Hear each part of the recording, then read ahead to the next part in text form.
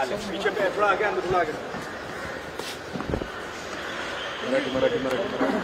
पंतप्रधानांची आज विदर्भात दुसरी सभा होते आहे काय नाही, अतिशय आनंदाची गोष्ट आहे की आज रामटेक लोकसभा मतदारसंघामध्ये माननीय पंतप्रधान महोदय येत आहेत। ज्याप्रमाणे चंद्रपूरला अतिशय भव्य अशा प्रकारचा प्रतिसाद सभेला मिळाला तसाच प्रतिसाद रामटेकमध्ये देखील त्यांच्या सभेला मिळणार आहे। जनतेचं प्रचंड प्रेम आहे आणि लोकांची किमान मोदीजींना पाहता तरी आलं पाहिजे अशा प्रकारची अपेक्षा आहे। त्यामुळे निश्चितपणे नागपूर जिल्ह्यातल्या आणि भंडारा जिल्ह्यातल्या लोकांची ती अपेक्षा आजच्या सभेने पूर्ण होणार आहे।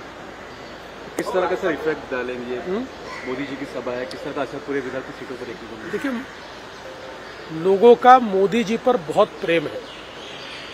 लोग उनको देखना चाहते हैं, लोग उनको सुनना चाहते हैं, कम से कम उनकी एक झलक मिल जाए इस प्रकार की लोगों की अपेक्षा होती है।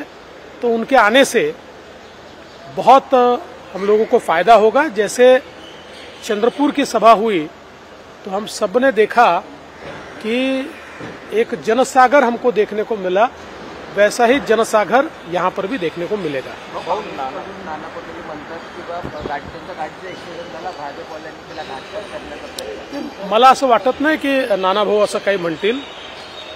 मी स्वतः नानाभाऊंची विचारपूस त्या ठिकाणी केली, मी त्यांना फोन केला। कारण ठीक आहे, आम्ही वेगवेगळ्या पक्षात असू पण शेवटी आम्ही काही एकमेकाचे शत्रू नाही आहोत। वैचारिक अशा प्रकारचा आमच्यामध्ये निश्चितपणे त्या ठिकाणी एक सामना हा सातत्याने चालू असतो। ते मित्रच आहेत आमचे, त्यामुळे जसं मला समजलं मी त्यांना फोन केला। निश्चित तो अपघात त्या ठिकाणी झालेला आहे आणि त्यांनी मला सांगितलं की मी बचावलो, पण अपघात मात्र मोठा आहे आणि मला विश्वास आहे की महाराष्ट्राच्या राजकारणात तरी अशा प्रकारची परिस्थिती न उद्भवली आहे न उद्भवणार आहे।